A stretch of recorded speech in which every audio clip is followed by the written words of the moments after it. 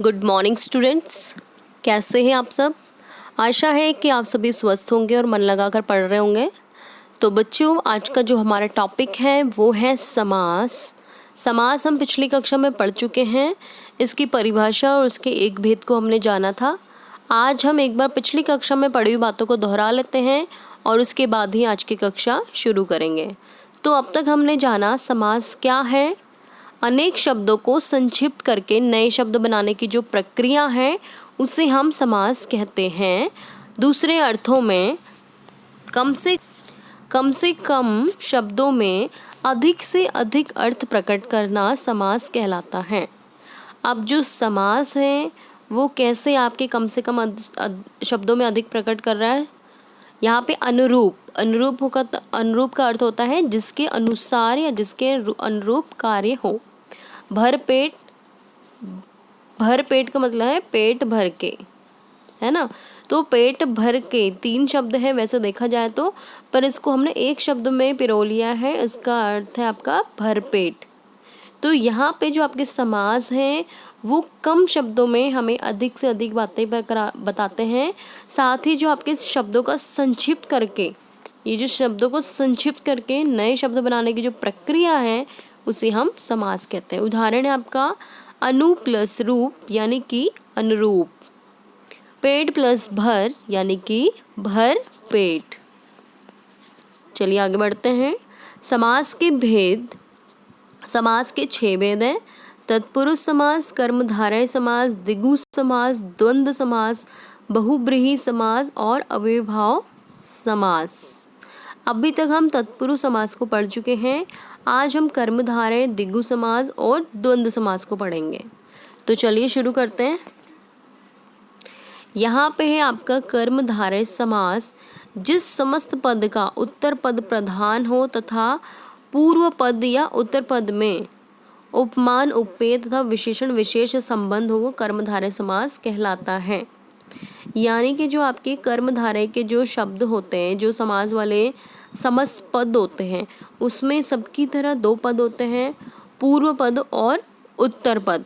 पर इसमें बताया गया है कि आपका उत्तर पद प्रधान हो तथा पूर्व पद उत्तर पद में उपमा उपमेय हो। यानी कि एक तो आपका विशेषण विशेष्य जरूर होगा।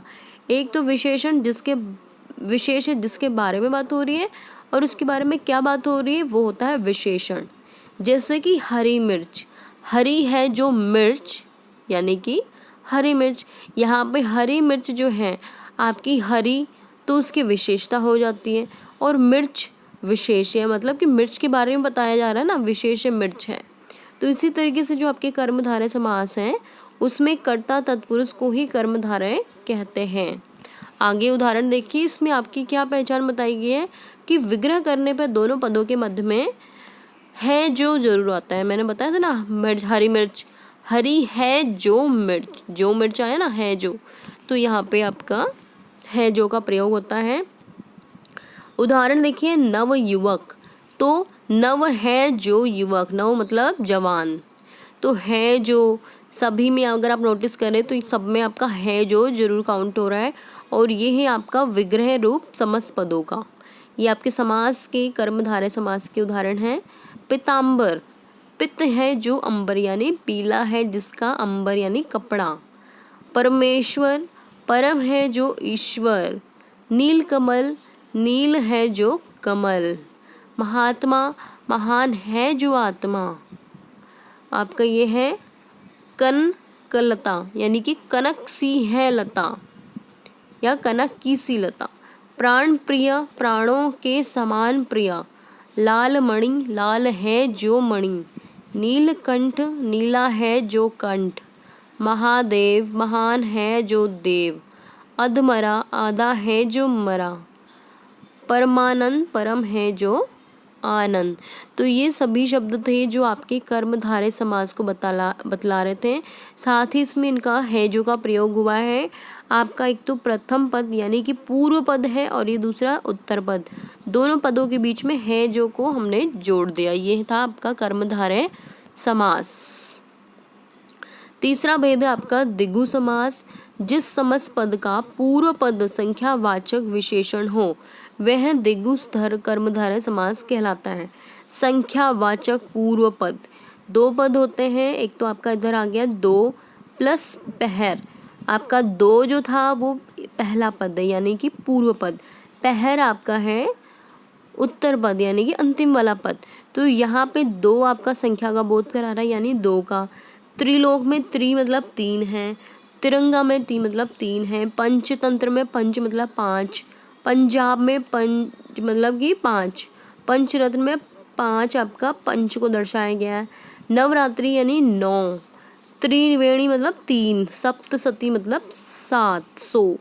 अब यहाँ पे आपको क्या चीज़ स्पष्ट नज़र आ रही है, संख्या, कि आपका जो पूर्व पद है उसमें संख्या स्पष्ट नज़र आएगी आपको। जैसे कि आपका शब्द है दोपहर, दो पहरों का समूह, त्रिलोक तीन लोकों का समारोह, तिरंगा तीन रंगों का समूह, पंचरत्न पांच तंत्रों का, पंचतंत्र में पांच तंत्रों का समूह, पंजाब में पांच आबों यानी कि नदियों का समूह, पंचरत्न पांच रत्नों का समूह, नवरात्रि नौ रात्रियों का समूह, त्रिवेणी तीन वेणियों यानी नदियों का समूह, सतसई यानी कि 700 दोहों का समूह। ठीक है, तो ये थे आपके संख्या को दर्शाने वाले द्विगु समास। इससे भी अधिक आसान है आपका द्वंद्व समास, जिस समस्त पद के दोनों पद प्रधान हो तथा विग्रह करने पर और या अथवा या जोड़ दिया जाए वो होता है आपका द्वंद्व समास। यहाँ पे आपका समस्त पद है रात दिन, इसमें दोनों शब्दों के बीच में, दोनों पदों के बीच में योजक चिन्ह आ रहा है, इसको हटा के हम और अथवा एवं ये जोड़ेंगे, पर अधिकतर आपके शब्दों में और जुड़ता है, पर कभी कभी आपके या अथवा भी एवं भी जुड़ते हैं। पर जैसे आपका समस्त पद है रात दिन तो वो बनेगा आपका रात और दिन, सुख दुख सुख और दुख, दाल चावल दाल और चावल, भाई बहन भाई और बहन, माता पिता माता और पिता, ऊपर नीचे ऊपर और नीचे, गंगा यमुना का बनेगा गंगा और यमुना, आयात निर्यात का बनेगा आयात और निर्यात, देश विदेश का बनेगा देश और विदेश, राजा रंग का बनेगा राजा और रंग। तो ये थे आपके योजक चिन्हों को हटा करके और जोड़ने वाले द्वंद्व समास। आप देखिए यहाँ पे कुछ प्रश्न हैं, जितना कुछ आपने जाना उसके आधार पे यहाँ पे प्रश्न दिए गए हैं जिनके उत्तर आपको स्वयं करने हैं। आओ देखिए कितना सीखा। समस्त पदों का विग्रह करें। नील कमल, नीला है जो कमल या नील है जो कमल, ये है इसका विग्रह रूप। त्रिवेणी सतसई माता पिता और प्राण प्रिय, ये सभी शब्द आपको स्वयं करने हैं विग्रह में। आपका ये गृह कार्य है, आपको कॉपी में लिखना है और याद करना है। अगली कक्षा में मिलेंगे इसी टॉपिक के साथ, इसके कुछ अन्य भेदों के साथ। तब तक के लिए धन्यवाद।